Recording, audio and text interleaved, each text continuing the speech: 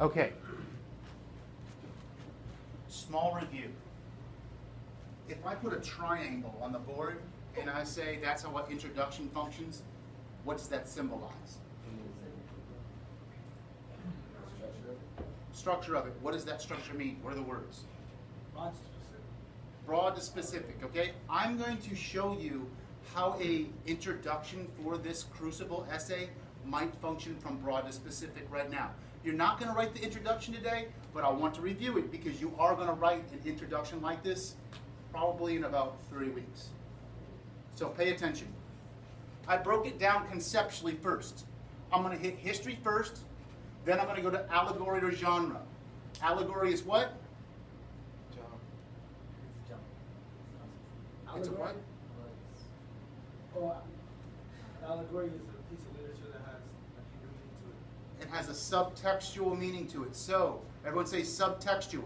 Subtextual. Okay? The Crucible, you can read it on one level as the Salem witch trials, or you can read it as an allegory for communism. We'll get to the rest of that later. And then I went to characterization. And then I'm going to hit specific character. I'm not going to do the thesis. I'm just going to hit the first 3 parts so you can see how I do it as an example. A lot of the things you're going to know because we've been talking about and working through the historical periodization of it. We've been working through the allegorical implications of it. We've been working through those things. So you should start to see things that are familiar. Will you understand all of it? Probably not yet, but we're not finished with the play. We're still in Act 1. Listen. Arthur Miller, who published The Crucible in postmodern America, chose to set the play in the 18th century because of a political power structure that threatened the lives of anyone in the United States government deemed a communist. Miller fully utilized the genre of allegory to help him express his feelings towards the current injustices that were occurring nationally post-World War II. Miller took great care to develop his characters. He indicates that he takes liberty by combining characters as well as changing their ages. This he surely does to enhance the drama of the play for contemporary audiences. From here, I would go into my thesis. I just wanted to let you see that first because this is the kind of broad to specific introduction you will write eventually. Now, on to what we're doing today. Objective, students will explore character archetypes. Each character has illustrated thus far in the play. Okay. Option A, John Proctor. You're John Proctor. Everyone say John Proctor in that group. This group. John Proctor. You're B. Who are you? Abigail Williams. You're C. Who are you? You're D. Who are you? Reverend Paris. Say Reverend Paris. You're 3. You're back up here. You're John Proctor. John Proctor. You're. You guys back there are? You guys are? And you guys are?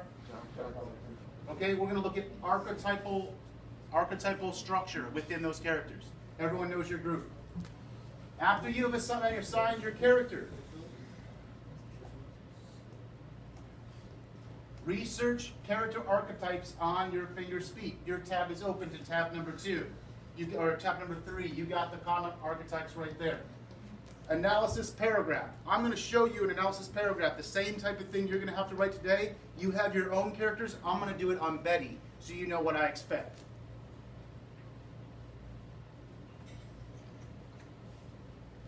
Betty Paris surely stems from the character archetype of the innocent. While her defamatory action may not be apparent at first introduction, audiences must remember one of her primary functions in the narrative is to be punished for doing something bad or wrong. Golden. I cited Golden because he's the author of this right here, which is labeled on there. She wrongs the whole village as a defense mechanism.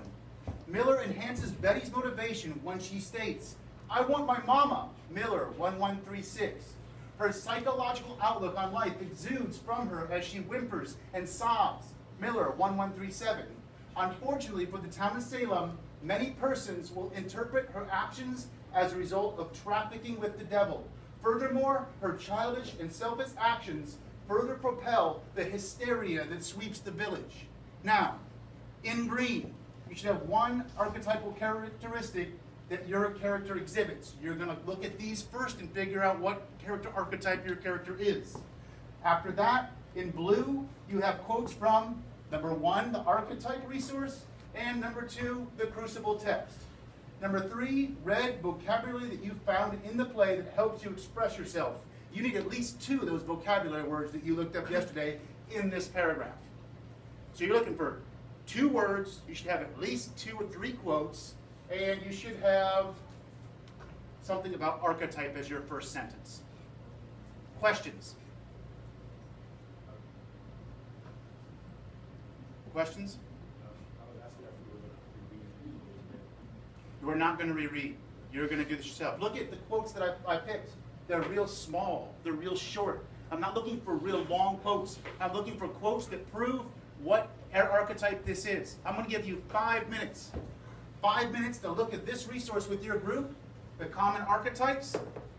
And as I come around, I want you to tell me as a group which archetype your character is.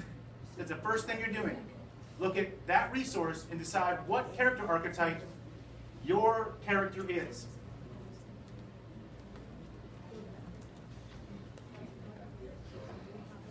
Our character